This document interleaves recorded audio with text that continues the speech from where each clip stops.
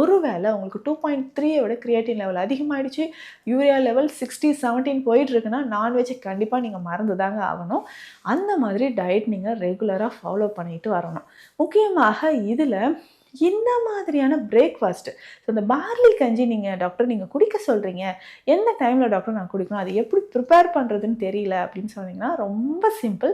So barley ஒரு எவ்வளோ வேணுமோ எடுத்துக்கோங்க. ஒரு 50 கிராம்ஸ் அளவுக்கு எடுத்துக்கோங்க. ஸோ 1/2 கப் இருந்தால் கூட போதும். ஒரு 1 ஹவர் அது நல்லா தண்ணீரில் ஊற வச்ச பிறகு அதுக்கப்புறம் இதை நல்லா தண்ணியில் பாயில் பண்ணணும். கூட கொஞ்சம் வெஜிடபிள்ஸ் ஆட் பண்ணாலும் ஓகே.